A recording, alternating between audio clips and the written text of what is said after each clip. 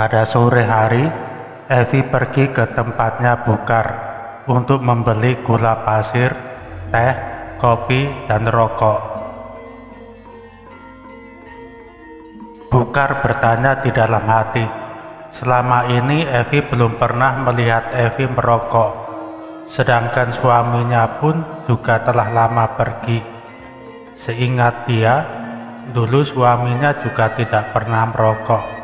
Apakah suaminya telah kembali? Ataukah ia punya calon suami yang baru? Evi tersenyum melihat Bukar terdiam sejenak. Evi juga berpikir, mungkin Bukar bertanya-tanya, ia membelikan rokok untuk siapa?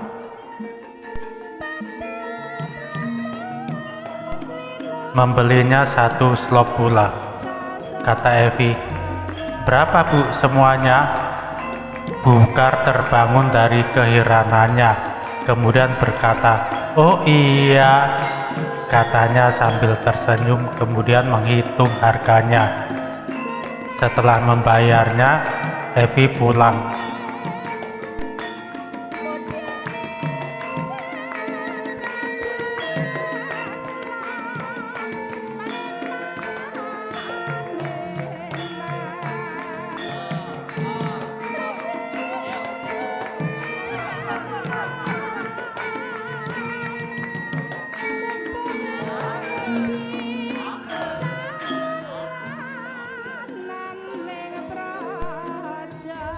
Pagi-pagi Evi sudah mempersiapkan diri untuk pergi. Ia akan pergi sendiri. Hari itu hari libur untuk anak sekolah.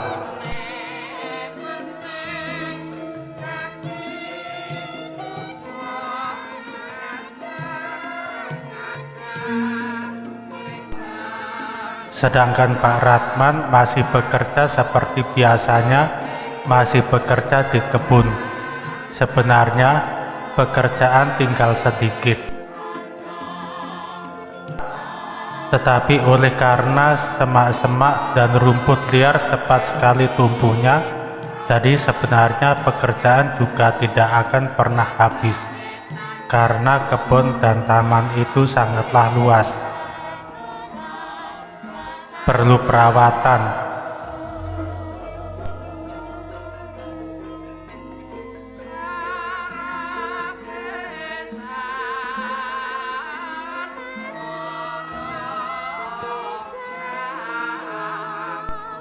Suami istri itu tidak sadar bahwa mereka akhirnya menjadi pegawainya Evi. Namun Evi sadar bahwa pekerjaan itu tidak akan pernah selesai, maka ia meminta Pak Ratman untuk membuat gubuk di dalam kebun itu untuk istirahat.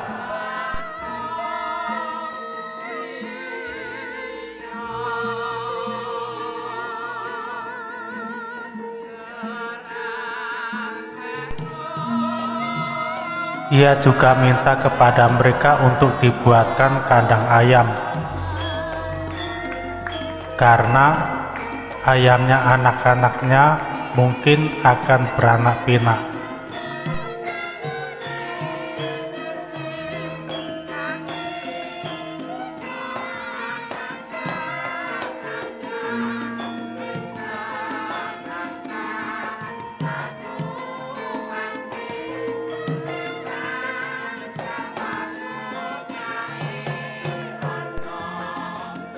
Kata Evi kepada Pak Ratman. Jadi gubuk itu nantinya bisa untuk istirahat Pak Ratman dan Bu Ratman. Tanya Pak Ratman, kalau misalnya saya nanti memasak nasi ataupun rebus air, boleh? Jawab Evi, oh boleh Pak, silahkan. Nanti bikin kandang ayamnya tolong dibuatkan ke belakang ya, jauh dari kolam renang dan jauh dari taman ya Pak, di kebun saja. Pak Ratman diam saja, hanya mengangguk-anggukkan kepala. Kemudian kata Evi lagi, Agak siang nanti saya mau pergi titip anak-anak di rumah ya Pak. Mbak Ratman dan Bu Ratman menjawab, "Baik Mbak," tanpa menanyakan mau pergi kemana dan ada keperluan apa. Evi meninggalkan mereka dan mereka melanjutkan bekerja.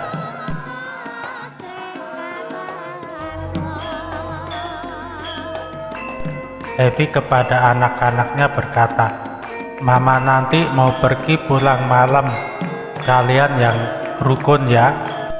Anak-anaknya juga hanya mengiyakan, tidak bertanya kepada mamanya mau pergi kemana, karena sebenarnya juga sudah sering ditinggal pergi oleh ibu mereka.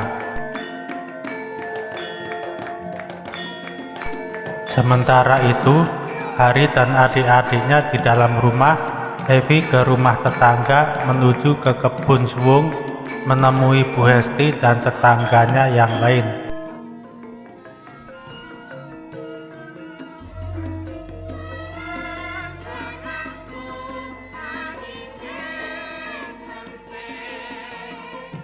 Katanya, "Bu Hesti, saya mau pergi nanti agak siangan titip anak-anak ya." Bu Hesti menjawab, "Iya Mbak."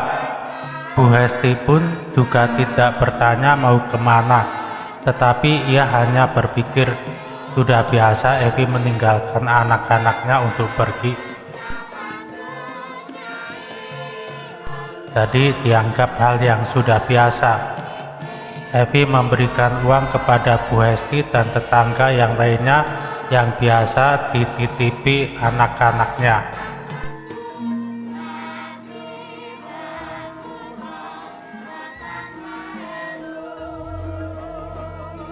Evi meminta diri kepada mereka, kemudian ia pulang.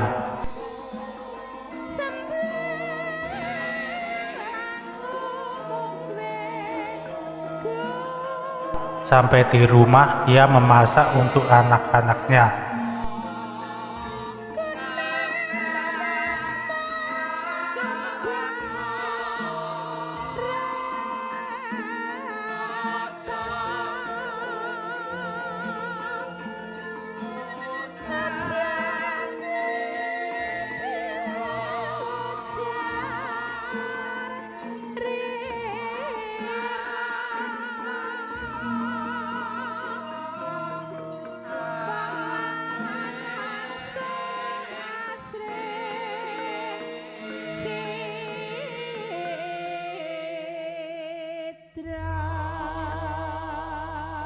Selesai memasak, ia berkata kepada ibunya melalui telepon bahwa hari ini tidak perlu dikirimi makanan karena sudah memasak.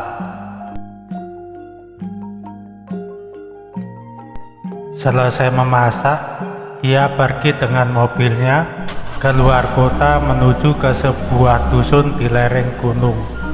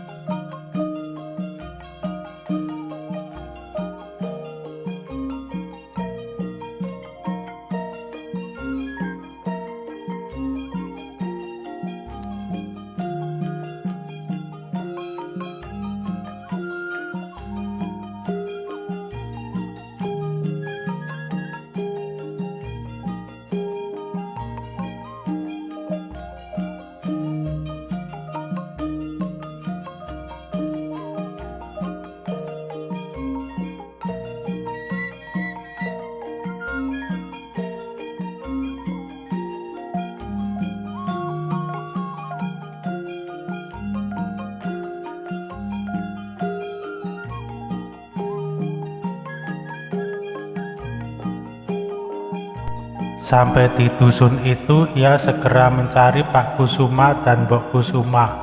Tetapi yang ia temukan hanya Mbok Kusuma atau panggilannya Mbok Sumo. Mbok Sumo sedang membuat keranjang belanjaan untuk mengisi waktu luangnya. Ia menatap ke arah mobil yang datang dan masuk ke dalam halaman rumahnya.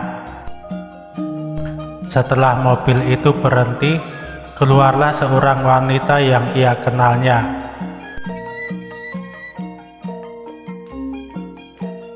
Ia yang menitipkan seorang bayi laki-laki untuk merawatnya, tetapi anehnya wanita itu bukan ibunya. Maka anak itu dirawat seperti anaknya sendiri. Ia selalu berusaha membahagiakan anak itu supaya jangan sampai menangis. Sebab jika ia menangis, wajahnya akan mirip harimau dan suaranya pun mirip auman seekor harimau. Oleh karena suara itu, warga sekitar kampung itu menyebutnya sebagai kampung macan.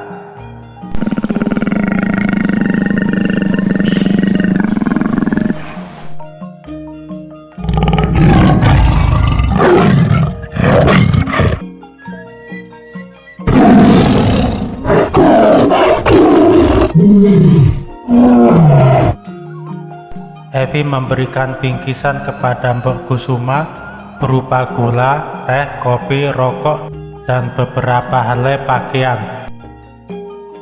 Kata Mbok Sumo, "Aduh, tidak repot-repot, Mbak." Evi melihat anak kecil yang ia serahkan beberapa waktu lalu semenjak bayi kepada Pak Kusumo dan Mbok Kusuma sekarang kelihatan sebagai anak laki-laki yang sehat dan lucu. Tanya Evi, "Bagaimana dengan Tardi, Bu?" Belum sempat menjawab, ia melihat suaminya di jalan menuju ke halaman rumahnya. Pak Suma lekas menemui Evi dan menyapa, "Wilujeng, Bu." Evi menjawab, "Pangestunipun, Pak." Kata Pak Suma lagi, "Sampun dangu, Bu." Evi menjawab, "Sampun sauntoro, Pak." Mereka akhirnya mengobrol tentang apa yang terjadi sehari-hari, harga pupuk dan harga gabah dan lain-lainnya. Akhirnya sudah masuk ke inti pembicaraan mengenai Tardi yang sebentar lagi akan bersekolah. Evi mewanti-wanti, sekalipun anak ini tercatat sebagai putra pertama Pak Kusuma dan Mbok Kusuma, tetapi bila nanti sudah besar, bila ia tahu orang tua kandungnya dan akan kembali kepada orang tua kandungnya, Pak Kusuma dan Mbok Kusuma harus ikhlas menerima kenyataan. Evi mengatakan, "Kita ini hanya menyelamatkan nyawa anak ini. Perbuatan baik akan dicatat Tuhan, seru sekalian alam, Pak." Begitulah Evi mengakhiri pembicaraannya. Pak Kusuma dan Mbok Kusuma juga sadar memang Tardi bukan anak mereka, tetapi mereka merawat sejak bayi, dan Evi yang membiayai hidup anak itu serta membantu kebutuhan keluarga itu.